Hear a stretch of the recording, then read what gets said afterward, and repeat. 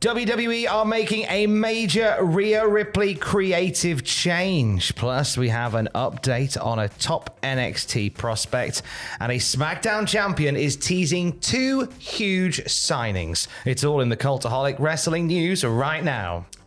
Is it this one? This is my brutality.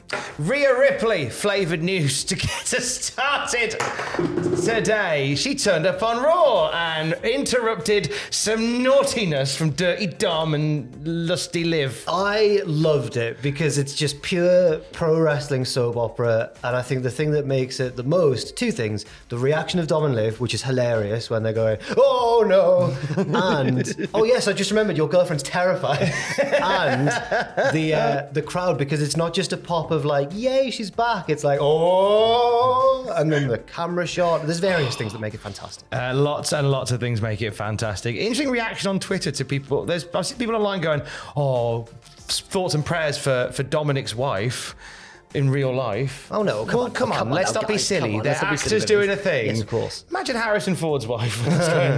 Oh, why is he kissing her on the starship?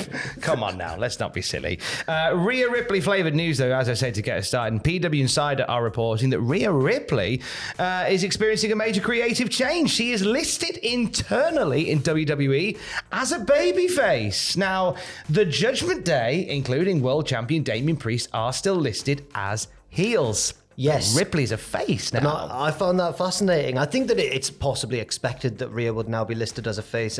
She was basically a face sometimes, like in the feud with Nia Jax, towards the end of her last run with the belt, and then sadly she got injured.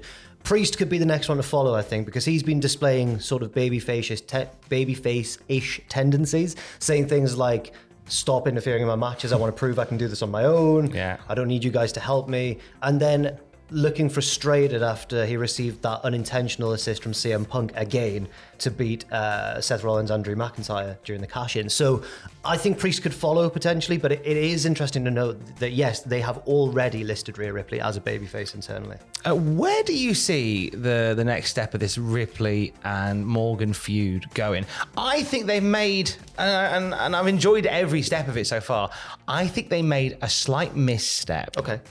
In having that shot on a video on Twitter of Liv Morgan peeping through the curtain and then walking away going, my plan. I kind of want to believe, even though it's not the case, that Liv is really into Dom. And then at the last possible moment, when maybe Dom chooses her over Rhea, and that's when you get Liv go, whoop-pow! Do it that way. Yeah. I feel like kind of giving that little bit away was maybe a little bit too soon, in my opinion. I interpreted that video differently, which would save your theory, I suppose. I just took it as, at the moment, although you could well be right, but I interpreted it as Liv's she's just crazy. She's messy. She loves the drama. Yeah, that's true. Could be either way, but I do like your theory as well, and I like your follow-up idea too. It's very Thank you. Very nice indeed. And I like your hat. Thank you. That's it. Now, let's talk about another major bit of business in WWE, and that is the impending arrival to NXT of Julia. Now, we were apparently meant to see Julia at Heatwave just this past weekend, but a wrist injury kept her away. Rossi Ogawa has confirmed to Tokyo Sports that Julia is cleared to return to action after recovering from said fractured wrist, and she's going to face Sari at Marigold Summer Destiny this weekend. She joined Marigold. This is Rossi Ogawa's new promotion, with the design being that she'll be there for the first few months and then she'll head off to NXT pastures. Yes, that was very openly reported during the time. And then, as you've mentioned, unfortunately, in the first main event, I think of the first Marigold show, Julia sadly did fracture her wrist. From watching the match, I think it comes from catching a big dive to the outside, and she's the one taking the move. And from then on, throughout the match, she's kind of favouring the wrist. But thankfully, as you say, she does seem ready to start with NXT soon. The initial debut plans for Heatwave were obviously scrapped, but I think she could be just straight in there with a title shot against Roxanne Perez. If not, after a couple of tune-up matches, maybe. I think they put the belt on her immediately. Yeah, I would as well. I think you fast track her. Which is a shame, because Roxanne Perez is doing like the best work of her run so far, I think. But that doesn't necessarily mean, I mean, why waste time with her? If she's that good, you could use this as a reason to call her up. Why not? Why not do it? Lots of movement in and around the wrestling world, with Julia heading to NXT, and once again Shayna Baszler returning to the indie scene as part of Bloodsport this month. And we have an update on that, don't we, Jack? Yeah, we do, because Shayna Baszler will be facing Tokyo Joshi Pro Wrestling star Miyu Yamashita, who's making her Bloodsport debut. And I had to check that because I thought surely she's wrestled Bloodsport before. It's just such a natural fit. She's such an ass kicker. And she is a four-time Princess Champion in Tokyo Joshi Pro, as well as a former champion for Shine and Pro Wrestling, even the UK as well. She's also... why did you include? She's also a 3-time DDT Ironman Heavy Metalweight Champion, whereas I'm just 2, innit? 2-time Ironman. It's epoxy 2 for you. Well, I've heard that Miyu Yamashita's on the card for North Thunderstruck this weekend, and I'll be having firm words with her. Oh, we've got to get a picture of collectively 5-time. There's no way she'd DDT Ironman Heavy Metalweight Champions. There's no way she'd know what was going on. I think she would. We'll try and make it happen, but I don't know if it will. We need a photo of all the Ironman Heavy Metalweight Champions at North Wrestling Thunderstruck. And the bus, the subreddit, yeah, all of them. We need all of them there. Yeah. If you're not there, why aren't you there? It's going to be the biggest North Wrestling show ever. It's this Saturday at the Walker Dome in Newcastle. Not only does it feature the North Wrestling debut of Miyu Yamashita, but also it features the hottest prospect in wrestling right now in Joe Hendry. There he is, facing former WWE star Elijah.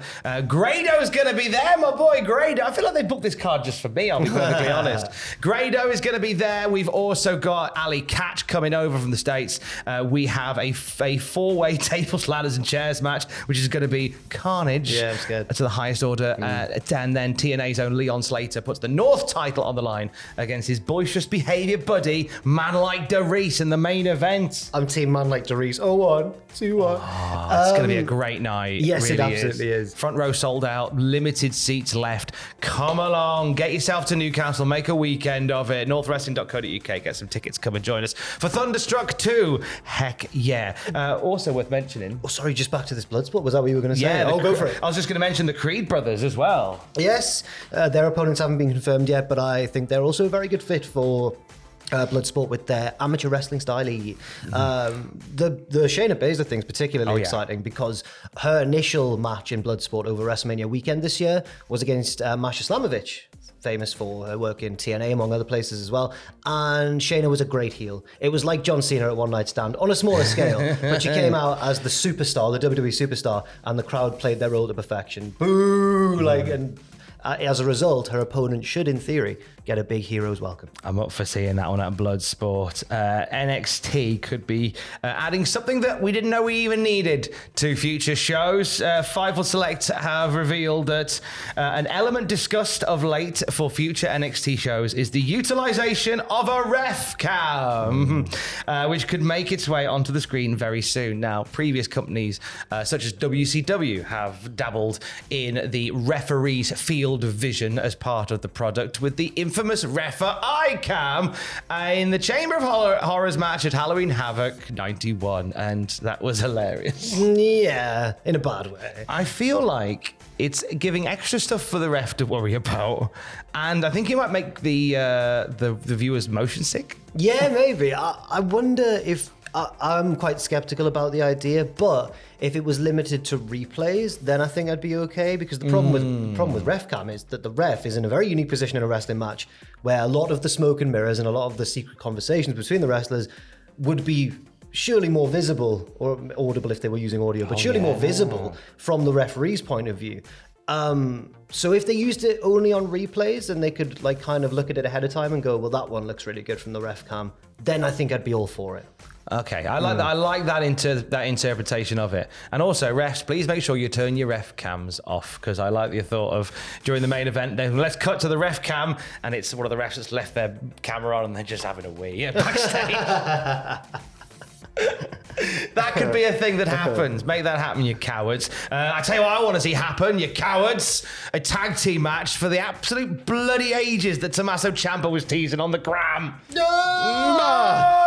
It's my boys. Tomaso Champa shared a photo of the Motor City Machine Guns, Chris Sabin and Alex Shelley, free agents who recently parted ways, of course, with TNA. Fightful Select have reported, while we can't confirm that the Motor City Machine Guns have signed anywhere, we have heard that there have been conversations between them and major companies. They have been linked a couple of times in the past, very recently included with AEW, but also, I believe that Shelley has done coaching work in NXT and may have appeared briefly once. Yeah, him and Kushida. Yes. During the Dusty Classic. And so there's links both ways. But the fact that, I don't know if Ciampa would have tweeted this or posted this on Instagram without good reason, whether that be that he knows more than we do or just to try and tempt them further, I suppose. But the stars of those two teams, I think, would mesh so well, and I think they could have a wonderful match or series of matches. Oh, I wonder whether DIY might just use this tag team reign to reimagine what tag team wrestling is and redefine what tag team wrestling is, especially when we live in a time where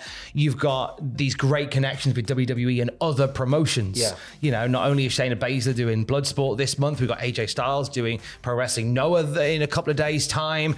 We know that there is obviously these great connections with TNA. Could we see Gargano and Ciampa as these traveling tag team champions, taking the belts to everybody? I think that would be excellent. Amazing, wouldn't it? If you look at the people in Triple H's tag team division on the main roster currently, I can't think of two better candidates than Gargano and Ciampa. Yes, maybe they've gone through some highs and lows on the main roster so far in terms of crowd reaction, but outside of WWE, I think everyone would be buzzing to see them do exactly what you've suggested. Oh, yes, indeedy. The Swans are flying earlier tonight. Worth letting you know. Yes. We did in the first video, but we're reminding you again. Myself and Owen are Twitch streaming Football Manager as the Swans, the mighty Swans, although we are tempted to leave and find a new team. No, you must fly as the Swans forever. Okay, on twitch.tv/Cultaholic, not from 6 p.m. tonight, but from 5. We're going back 1 hour earlier because of the England match later on, which could clash with our viewership. I'm going to be watching England in the semis and maybe even getting one, depending on how well they do.